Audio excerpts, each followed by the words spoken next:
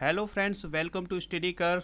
तो आज है 1 मार्च। तो आज हम डिस्कस करने वाले हैं 1 मार्च से रिलेटेड इंपॉर्टेंट करंट अफेयर्स जो कि आपके एग्ज़ाम के लिए बहुत ही इंपॉर्टेंट होंगे। तो आप इस वीडियो लेक्चर को अंत तक जरूर देखें जिससे आपको इसका पूरा फ़ायदा मिल सके। इसके अलावा अगर आपने स्टडी कर को सब्सक्राइब नहीं किया है तो सब्सक्राइब कर लें और बेल आइकॉन ज़रूर दबाएं जिससे आपको वीडियो की नोटिफिकेशन समय पर मिल सके। तो देखते हैं, हम कल के करंट अफेयर्स को क्विकली रिवीजन कर लेते हैं। तो पहला क्वेश्चन सुनिएगा ध्यान से, क्या है आपकी स्क्रीन पर। हाल ही में एशियन इंफ्रास्ट्रक्चर इन्वेस्टमेंट बैंक ने किस राज्य सरकार को $304 मिलियन का ऋण उपलब्ध कराने की घोषणा की है? तो आंसर है इसका असम। नेक्स्ट क्वेश्चन, हाल ही में किस राज्य सरकार ने सार्वभौमिक स्वास्थ्य योजना की घोषणा की है? तो आंसर है इसका राजस्थान। नेक्स्ट क्वेश्चन, हाल ही में किस देश ने कश्मीर में सीमा पर गोलाबारी पर रोक लगाने के लिए भारत के साथ समझौता किया है? तो आंसर है इसका पाकिस्तान। नेक्स्ट है, G20 के केंद्रीय बैंक गवर्नरों की बैठक किस देश की अध्यक्षता में हुई है? तो आंसर है इसका इटली। नेक्स्ट क्वेश्चन है, हाल ही में centre for science and environment यानी CSE ने स्टेट ऑफ एनवायरनमेंट रिपोर्ट जारी की है। तो हमें बताना है CSE का मुख्यालय कहाँ है? तो आंसर है इसका नई दिल्ली। नेक्स्ट क्वेश्चन है, निम्न में से किसे CERAWeek global energy and environment leadership award से सम्मानित किया जाएगा? तो आंसर है इसका नरेंद्र मोदी। नेक्स्ट है, हाल ही में कहाँ सरस आजीविका मेला 2021 शुरू हुआ है? तो आंसर है नोएडा। नेक्स्ट क्वेश्चन है, हाल ही में राष्ट्रीय खिलौना मेले का उद्घाटन किसने किया है? तो आंसर इसका नरेंद्र मोदी। अब हम देखते हैं आज के करंट अफेयर्स को जो कि बहुत ही इंपॉर्टेंट होने वाले हैं। तो पहला क्वेश्चन आपकी स्क्रीन पर है तो इसे ध्यान से सुनिएगा। हाल ही में केंद्रीय आवास एवं शहरी कार्य मंत्रालय द्वारा कब शहरी नवाचार एक्सचेंज लॉन्च किया गया है? तो आंसर है इसका 25 फरवरी 2021 को। अब हम इसका डिटेल जान लेते हैं। तो केंद्रीय आवास एवं शहरी कार्य मंत्रालय द्वारा शहरी नवाचार एक्सचेंज लॉन्च किया गया है। ठीक है, शहरी नवाचार एक्सचेंज किसके द्वारा लॉन्च किया गया है? केंद्रीय आवास एवं शहरी कार्य मंत्रालय के द्वारा। ठीक है, फिर इसका उद्देश्य क्या है देश जान लेते हैं। तो इसका उद्देश्य है शहरी वातावरण में नवाचार को प्रोत्साहन देना, यानी कि शहर के लोग इनोवेशन करें। बात करते हैं आवास एवं शहरी कार्य मंत्री की। तो यह कौन है? हमारे देश के वर्तमान में हरदीप पुरी जी। ठीक है, राज्य मंत्री हैं और इन्हें स्वतंत्र प्रभार है। बात करते हैं केंद्रीय आवास एवं शहरी कार्य मंत्रालय की। तो इसने नेशनल सिटी रेटिंग प्रकाशित की है कुछ समय पहले, जिसमें भारत के सबसे स्वच्छ शहर की रैंकिंग की गई है, जिसके तहत इंदौर को सबसे स्वच्छ शहर करार दिया गया है। मतलब देश का सबसे स्वच्छ शहर कौन सा है? इंदौर है। ठीक है, और इंदौर किस राज्य में है? मध्य प्रदेश में। बात करते हैं नेक्स्ट क्वेश्चन की। तो हाल ही में यूक्रेन रेसलिंग टूर्नामेंट का खिताब किसने जीता है? तो इस क्वेश्चन में आप लगाइएगा स्टार, क्योंकि ये क्वेश्चन आपके हर एग्जाम में पूछा जाने वाला है। तो आंसर होगा इसका विनेश फोगाट। ठीक है, भारत की रेसलर कौन है? विनेश फोगाट। तो उन्होंने 1 साल बाद रिंग पर वापसी की है। ठीक है, और उन्होंने यूक्रेन की राजधानी कीव में चल रहे आउटस्टैंडिंग यूक्रेनियन रेसलर्स और कोचिच मेमोरियल टूर्नामेंट में गोल्ड मेडल जीता है। बात करते हैं उन्होंने किसको हराया है। तो विनेश फोगाट ने हराया है पूर्व वर्ल्ड चैंपियन वेनेसा कलाजिंस्काया को। ठीक है, किसे हराया है? वेनेसा कलाजिंस्काया को। बात करते हैं विनेश फोगाट की। तो उन्होंने कॉमनवेल्थ गेम्स यानी 2014 और 2018 में 2 और एशियन गेम्स में 1 गोल्ड मेडल जीता है। तो अब तक इन्होंने कॉमनवेल्थ में कितने गोल्ड मेडल जीते हैं? 2, और एशियन गेम्स 2018 में इन्होंने 1 गोल्ड मेडल जीता है। इसके अलावा हम विनेश फोगाट की बात करते हैं तो इन्हें 2020 में राजीव गांधी खेल रत्न पुरस्कार से भी सम्मानित किया गया है। इसके अलावा राजीव गांधी खेल रत्न पुरस्कार से रोहित शर्मा, टेबल टेनिस की स्टार प्लेयर हैं कौन? मोनिका बत्रा, और पैरा एथलीट हैं मरियप्पन थंगावेलु, और महिला हॉकी टीम की कप्तान है कौन? रानी रामपाल। इन्हें भी राजीव गांधी खेल रत्न पुरस्कार से सम्मानित किया गया है।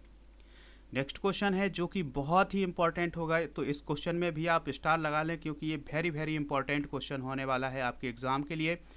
तो क्वेश्चन है, हाल ही में इसरो ने कितने उपग्रह अंतरिक्ष में भेजे हैं? तो ये बहुत ही इंपॉर्टेंट क्वेश्चन होगा, तो आंसर होगा इसका 19 उपग्रह भेजे हैं। तो देख लेते हैं इसका डिटेल। तो 28 फरवरी 2021 डेट याद रखिएगा, इसकी डेट क्या है, 28 फरवरी 2021 को इसरो ने, ठीक है, PSLV C51 के जरिए आंध्र प्रदेश के श्रीहरिकोटा में स्थित सतीश धवन स्पेस सेंटर से 19 उपग्रह अंतरिक्ष में भेजे हैं। ठीक है, कहाँ से भेजे हैं? Satish Dhawan space centre. ये सतीश धवन स्पेस सेंटर कहाँ है? श्रीहरिकोटा में, ठीक है, जो कि आंध्र प्रदेश में है। बात करते हैं, इस रॉकेट में 667 किलोग्राम के ब्राजीलियाई उपग्रह अमेजोनिया फर्स्ट को सफलतापूर्वक कक्षा में स्थापित किया गया है। मतलब जो भारत ने ये रॉकेट लॉन्च की है उसमें ब्राज़ील का एक उपग्रह था, उसका नाम था अमेजोनिया फर्स्ट। इस उपग्रह का आप नाम बहुत अच्छे से याद कर लीजिएगा क्योंकि एग्ज़ाम में यहीं से क्वेश्चन बनेगा। तो ब्राज़ील का उपग्रह का क्या नाम है? Amazonia first. ठीक है, तो इसको लॉन्च किया है भारत ने पहली बार। ठीक है, यह ब्राज़ील का पहला उपग्रह होगा जिसको भारत ने लॉन्च किया है। ठीक है, इसके अलावा उसने 18 और अन्य उपग्रह भेजे हैं, तो जिनमें से 13 अमेरिका के भेजे हैं। ठीक है, बात करते हैं इस अंतरिक्ष यान में और क्या खास बात रही है। तो इस अंतरिक्ष यान के टॉप पैनल पर प्रधानमंत्री नरेंद्र मोदी की फ़ोटो उकेरी गई है। ठीक है, मतलब जो रॉकेट लॉन्च की गई है उसका जो फर्स्ट पैनल है यानी टॉप पैनल है, यहाँ पर किसकी फ़ोटो उकेरी गई है? प्रधानमंत्री नरेंद्र मोदी की। ठीक है, इसके साथ और क्या किया गया है? इसके साथ है SD कार्ड में सेव भगवत गीता भी भेजी गई है। तो ये बहुत ही इंपॉर्टेंट पॉइंट होंगे। बात करते हैं कि अब तक भारत ने कितने विदेशी सैटेलाइट प्रक्षेपित किए हैं भारत से। तो इनकी संख्या हो गई है कितनी? 342। तो ये भी इंपॉर्टेंट पॉइंट होगा, नोट डाउन कर लें इसको। बात करते हैं अब हम PSLV के फुल फॉर्म की। तो PSLV का फुल फॉर्म क्या होता है? इसका फुल फॉर्म होता है पोलर सैटेलाइट। यहाँ पर हम कुछ फुल फॉर्म देख लेते हैं। PSLV का फुल फॉर्म क्या होता है? Polar satellite launch vehicle. क्या होता है PSLV का full form? Polar satellite launch vehicle. ठीक है, यहाँ पर बात आई है इसरो की। किसकी? इसरो की। तो इसरो का फुल फॉर्म क्या होता है? इंडियन स्पेस रिसर्च ऑर्गेनाइजेशन, जिसकी स्थापना हुई थी 15 अगस्त 1969 को। ठीक है, 15 अगस्त 1969 को। और वर्तमान में इसकी जो चेयरमैन है वो कौन है? के सिवान। याद रखेंगे कौन है? के सिवान। के सिवान जो हैं अभी वर्तमान में इसके क्या हैं? चेयरमैन हैं। नेक्स्ट क्वेश्चन देख लेते हैं, बहुत ही इंपॉर्टेंट क्वेश्चन है। हाल ही में अंटार्कटिका महाद्वीप में स्थित किस देश के रिसर्च स्टेशन के पास बर्फ का बड़ा हिस्सा टूटकर अलग हुआ है? तो आंसर है इसका ब्रिटेन।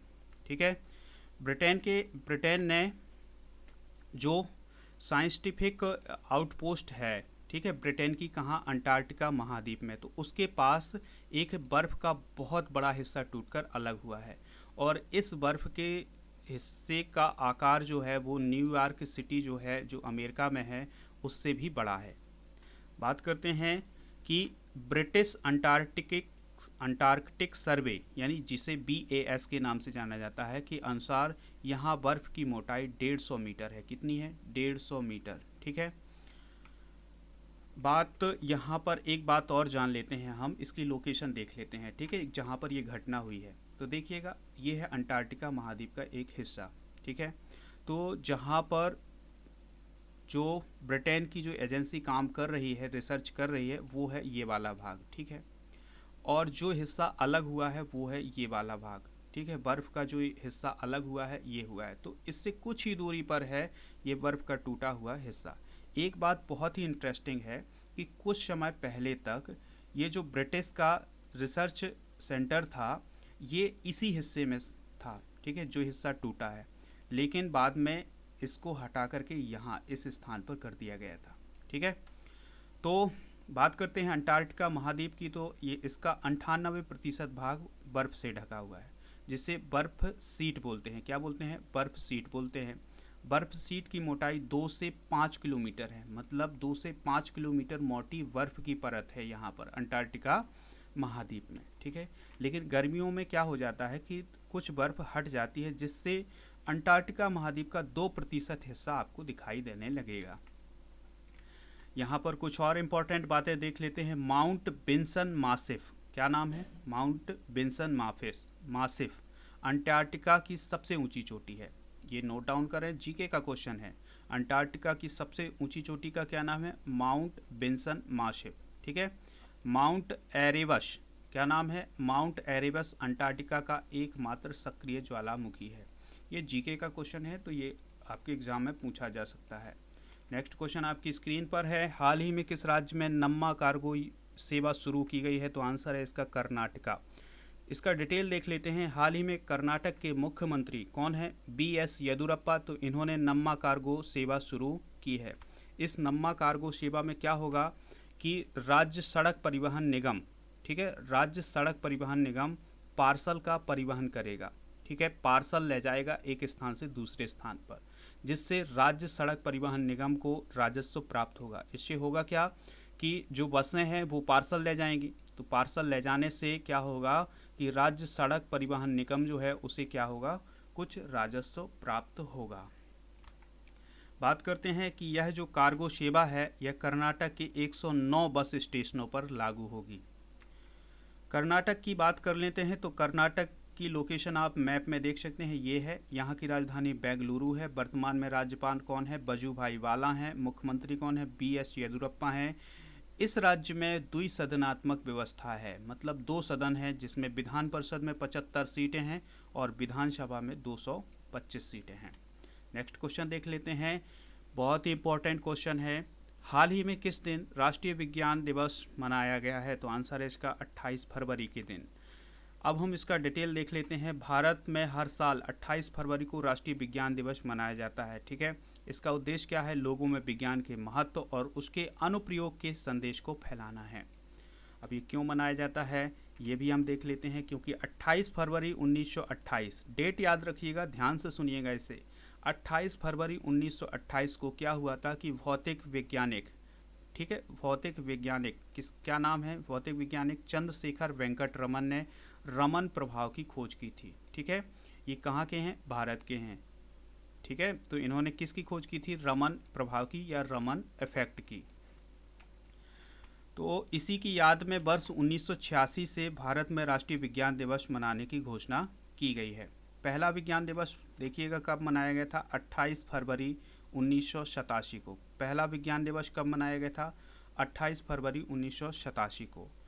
वर्ष 1930 में चंद्रशेखर वेंकट रमन को, किसे? चंद्रशेखर वेंकट रमन को रमन प्रभाव के लिए भौतिकी का नोबेल पुरस्कार प्राप्त हुआ था, ठीक है। तो ये थी इम्पोर्टेंट जानकारी राष्ट्रीय विज्ञान दिवस के बारे में। नेक्स्ट क्वेश्चन है आपकी स्क्रीन पर। अगर आपको वीडियो पसंद आ रहा है तो लाइक ज़रूर कर दो और चैनल को सब्सक्राइब करना बिल्कुल न भूलें।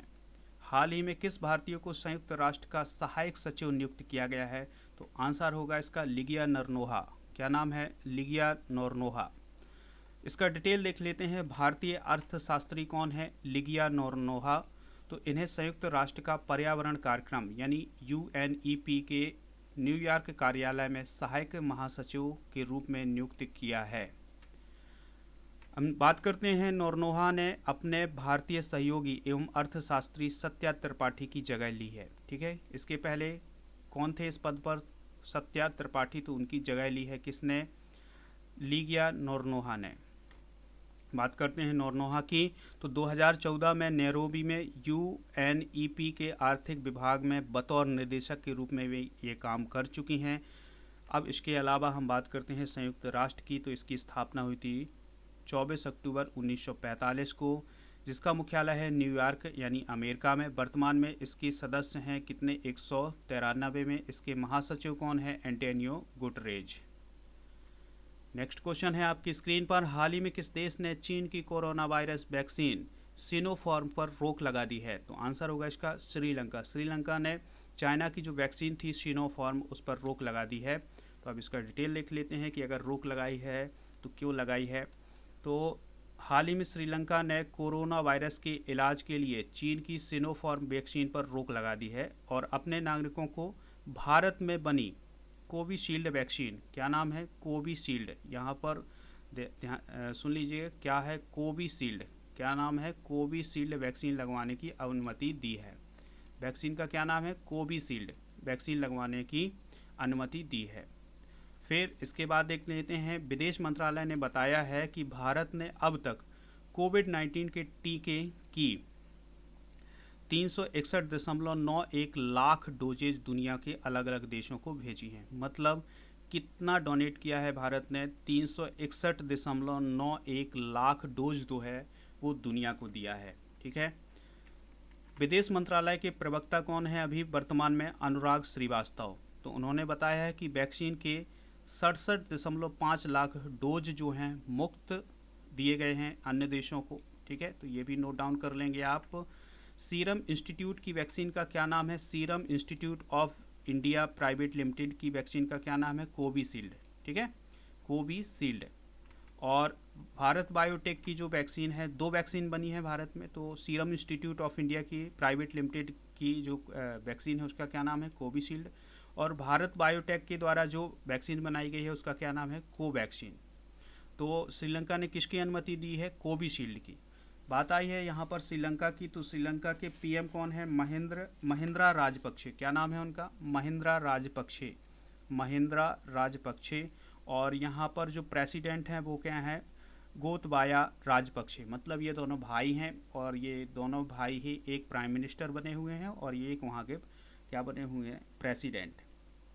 श्रीलंका की राजधानी क्या है? तो आप देख सकते हैं क्या है, कोलंबो है इसकी राजधानी। ठीक है। और ये मन्नार की खाड़ी जो है श्रीलंका और भारत के बीच में कौन सी खाड़ी है? मन्नार की खाड़ी है। और पाक जल संधि जो है वो किसके बीच में है? भारत और श्रीलंका के बीच में है। तो ये कुछ पॉइंट भी नोट डाउन कर लेंगे आप। नेक्स्ट क्वेश्चन देखते हैं। आज का क्वेश्चन ऑफ द डे है। तो क्वेश्चन ऑफ द डे है क्या? विश्व कैंसर दिवस कब मनाया जाता है? इसका जवाब जो है वो आपको कमेंट बॉक्स में देना है। तो ऑप्शन है आपकी स्क्रीन पर 1 फरवरी, 2 फरवरी, 3 फरवरी या 4 फरवरी। तो आपको बताना है कमेंट बॉक्स में कि विश्व कैंसर दिवस कब मनाया जाता है। तो यह वीडियो आपको कैसा लगा ये आप बताएंगे हमें कमेंट बॉक्स में। और इसके अलावा वीडियो को लाइक कर दीजिएगा, चैनल को सब्सक्राइब और इस वीडियो को ज़्यादा से ज़्यादा लोगों के पास शेयर कीजिएगा। मिलते हैं नेक्स्ट वीडियो में। जय हिंद।